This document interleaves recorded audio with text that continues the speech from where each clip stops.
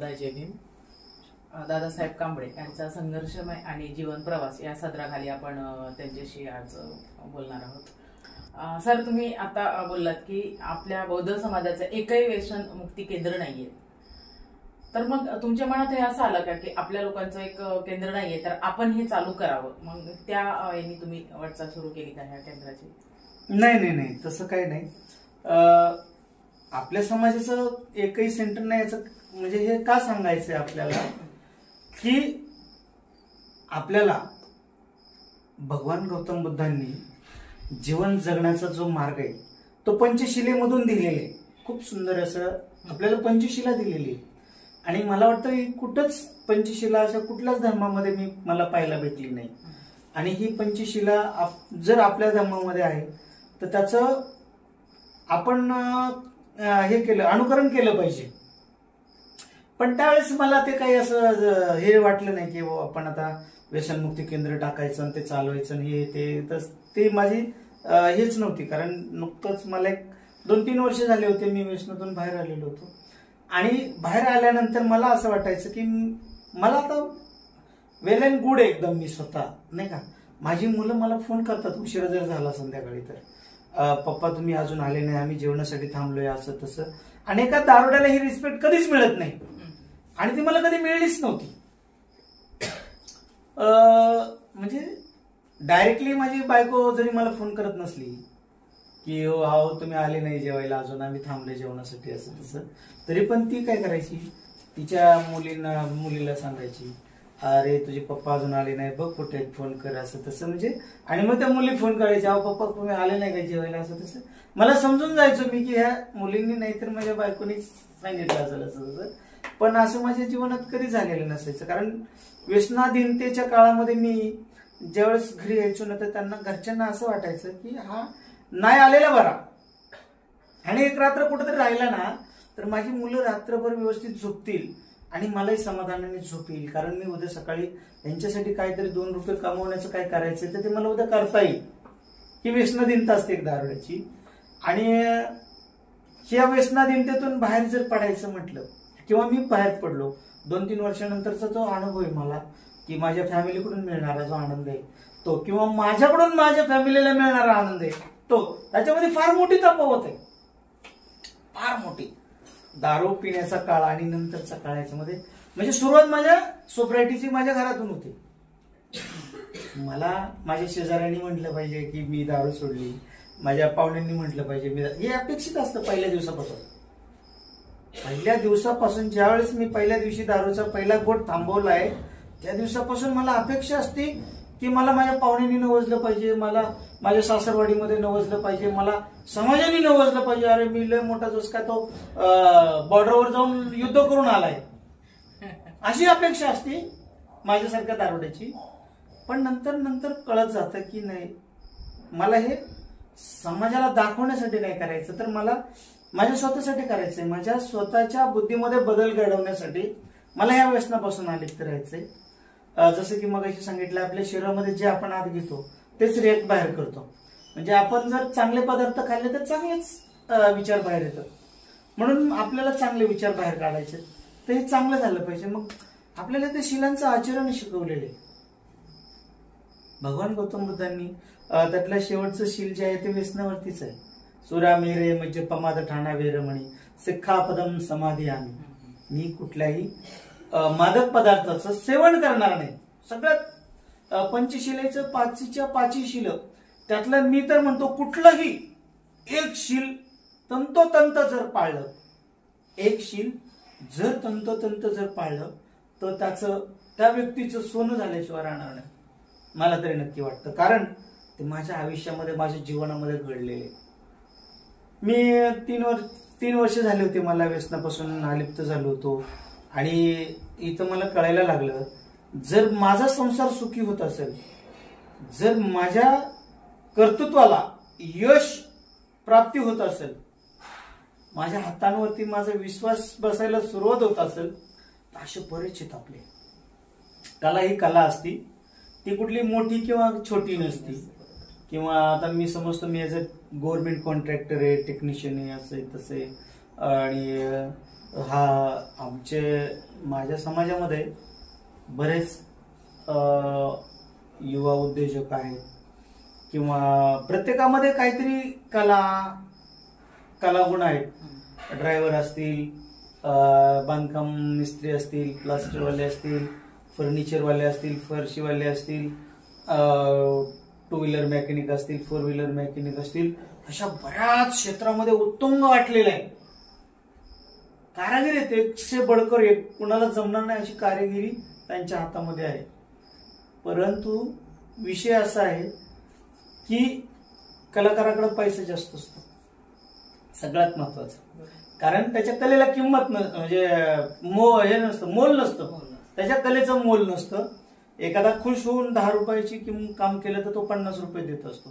त्याच्याकडे पैसा भरपूर असतो आणि पैसा भरपूर आल्यानंतर तो क्वचितच असे 2 ते 3% माझ्या समाजामध्ये अशी माणसं आहेत की त्याचा पुरेपूर उपयोग करून घेतात, पुरेपूर फायदा करून घेतात.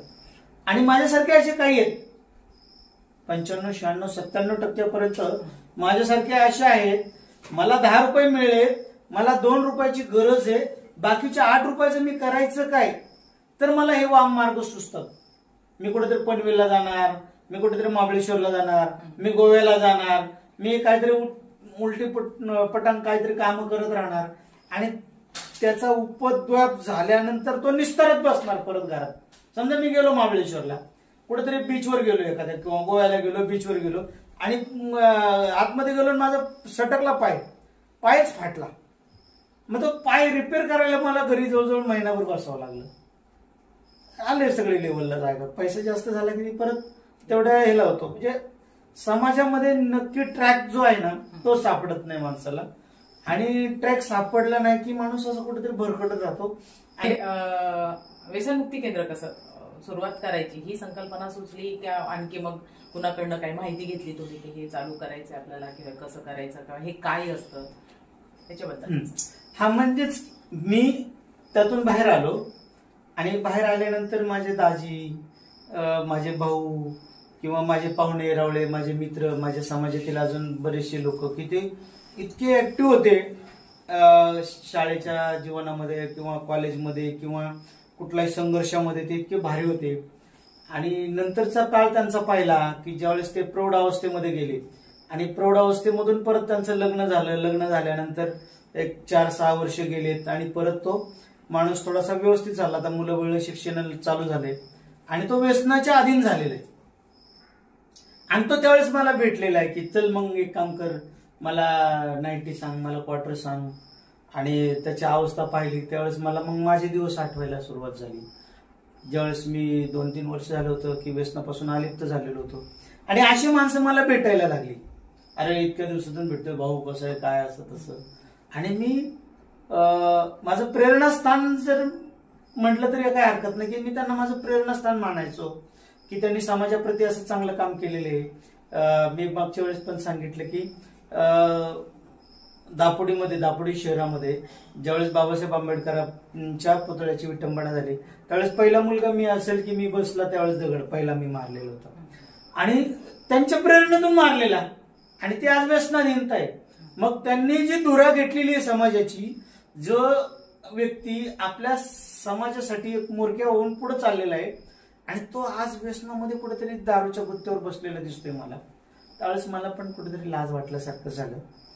आणि मला माझा तर पिक्चर आठवतोच त्यांना बघितलं की, पण मला वाटतं हे जर चांगले झाले तर समाजाची त्यावेळेस 10 लोकांचं चांगलं करत होतं, आज 4 लोकांचं तरी नक्कीच चांगलं करण्याची कुवत आहे या माणसामध्ये. पण आज तो त्याचं स्वतःच चांगलं करू शकत नाही कारण त्या व्यसनाधीनतेमुळे.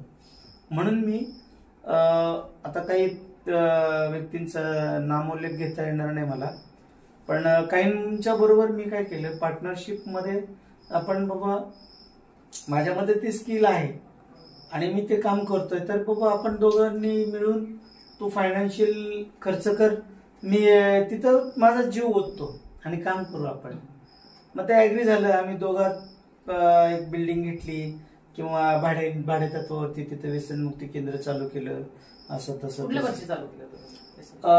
साधारणतः मला वाटतं मी 2015-16 चालू केलं असेल. नाही, त्याच्या नंतर 16-17ला चालू केलं असेल, एक्झॅक्ट हे नाही सांगता यायचं, पण 16-17लाच चालू केलं ते पार्टनरशिप मध्ये. आणि मग मी सगळ्यांना तिथं नेऊन त्यांना काउन्सिलिंग करणं किंवा त्यांना ह्या प्रोग्राम कसं असतो ते सांगणं, किंवा आपण त्याच्यापासून अलिप्त कसं राहायचं, कसं लांब थांबता येतं हे सांगत गेलो त्यांना प्रत्येकाला. आणि त्यांच्या घरामध्ये बरं वाटायला लागलं त्यांना की बाबा आमचा माणूस असा असा चांगला झालाय, आता तो 3 महिने झाले पित नाही, तो 4 वर्ष झाले पित नाही, तो असं तसं, आणि बरं वाटायचं. पण मी अशाच व्यक्तींना तिथपर्यंत घेऊन जाऊ शकत होतो की ज्यांची म्हणजे आर्थिक स्थिती चांगली आहे, कारण ते दोघात असल्यामुळे त्यांना ते महिन्याचं जे काय असेल ते ठरलेलं असायचं, त्याला तेवढा इन्कम पाहिजेच असायचा. आणि मग एखादा गरीब जर असेल, तो म्हटला ना एखादा पेंटर आहे, आणि असे बरेच उदाहरणं झाली माझ्यासमोर की तो सांगायचं मी ह्याच्यातून घाणीतून बाहेर आलो ना, मी इतका भारी कारागिरी, मी दिवसाला 2-2, 3-3 हजार कमवतो, आणि मग तुमची जी काही फी असेल ती मी देऊन टाकेल, पण मला आता माझ्याकडे पैसे नाहीयेत तिथं हे व्हायला. स्वतःची इच्छा आहे, जी सांगितलं की 2% तरी इच्छा लागते माणसाला, त्याची इच्छा आहे, पण त्याला तो प्रोग्राम देता येत नाही मला, कारण ते सेंटर माझं नसायचं, मी पार्टनरशिप मध्ये चालवायचो. त्याला जरी मला रुपया जरी नाही घेतला मी, तरी त्याला काहीतरी द्यावं लागायचं, आणि अशा माणसांची मी त्या ठिकाणी व्यवस्था करू शकत नसायचो. आता तुम्ही मगाशी म्हणालात की दारुड्या माणूस नंतर खूप भित्रा होत जातो, घाबरतो दारू पेल्यानंतरच. मग तो नशेत नसताना असं वाटत नाही का कधी की अरे आता आपण, म्हणजे आधी म्हणतात ना की दारू, आपण माणूस आधी दारूला पितो, नंतर दारू माणसाला पिते. मग हे तो पित नसल्यानंतर किंवा दारू उतरल्यानंतर असं कधी वाटत नाही का की आपण आता म्हणजे मरणाच्या याच्याकडे चाललोय, तर आता ही बंद करावी किंवा मग आता ही थांबवावी किंवा दारू पिऊच नाही, असं कधी होत नाही का? म्हणजे प्रत्येक दारुड्याला तसं वाटतं, पण ही व्यसनाधीनता जी आहे ना, ही 3 प्रकारचा आजार आहे. हा शरीराला लागलेला 3 प्रकारचा आजार आहे, शारीरिक, आध्यात्मिक आणि मानसिक. आता शारीरिक म्हणजे कसं, शरीरातलं ज्यावेळेस अल्कोहोल कंटिन्यू पण तो दारू पित असतो, त्याच्या शरीरामध्ये पूर्ण अल्कोहोल असतं, आणि ते अल्कोहोलचं प्रमाण जर कमी झालं तर त्याला थरथरी चालू होती, तो थरथर करतो, बेचैनी होती एकदम, त्याला काही समजत नाही, काय नाही.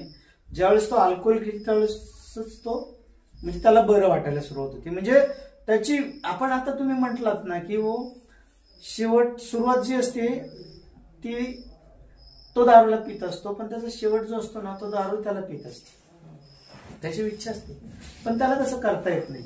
आता डॉक्टर सुद्धा काही एंडिंगच्या स्टेजला आपण पेशंट असेल ना, त्यावेळेस डॉक्टर सुद्धा सल्ला देतात की ह्याला काय प्यायचं असेल तेवढे पिऊ, 2 दिवस काय खायचं प्यायचं असेल त्याला खायला, कारण त्याचे जे पार्ट्स शरीरातले जे आहेत ना ते निकामी होत चाललेले असतात, पण त्या पार्ट्सला आहे ना ती सवय लागलेली असते त्या अल्कोहोलची, आणि ते अल्कोहोल जर त्याच्या शरीराला जर भेटलं नाही ना, तर त्याचा दुष्परिणाम असा होतो की फिट मिरगी आपण ज्याला म्हणतो ना, फिट येऊन माणूस पडतो. तो दारुडा जो आहे ना त्याला फिटचे झटके यायला सुरुवात होतात, त्याला फिट यायला सुरुवात होती, त्याचा मेंदू भ्रष्ट होतो, म्हणजे ब्लँक होतो सगळा. आणि या दारूचं एक असं विशेष, दारूच नाही कुठल्याही व्यसनाची 2 कारण आहेत, प्रमुख कारण 2 आहेत त्या व्यसनाची. एक पहिलं कारण तो ठार वेडेपणा, म्हणजे पूर्ण वेडा होतो तो, आणि तिसरा आहे अकाली मृत्यू, म्हणजे त्याचा वेळ आलेली नाहीये पण त्याचा मृत्यू होतो. ही 2 कारण आहेत दारुड्याला. त्याची इच्छा जरी असली तरी त्याला ती प्यावीच लागते.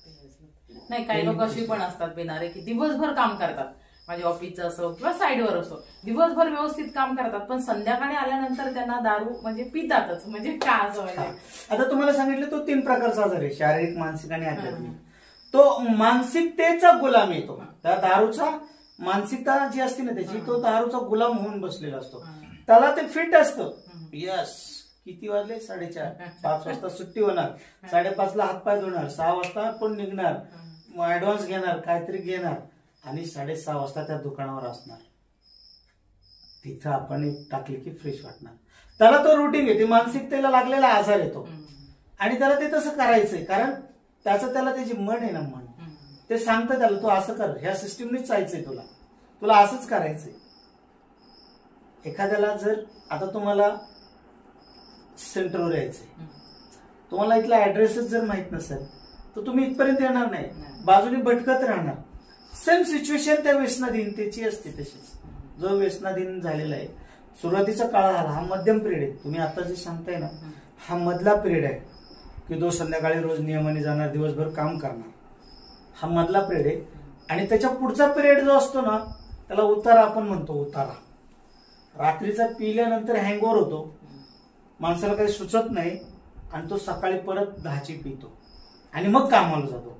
जोपर्यंत तो 10ची पित नाही सकाळी, तोपर्यंत त्याला ते थापी चालवताच येत नाही, माल मारताच येणार नाही, प्लास्टर करताच येणार नाही. ती सवय शरीराला.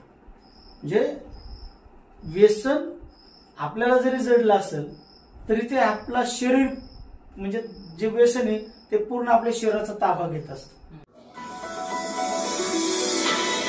भाड्या तत्वावरती जरी एखादी बिल्डिंग घ्यायची म्हटलं तरी स्टार्ट अमाऊंट 30 ते 40 लाख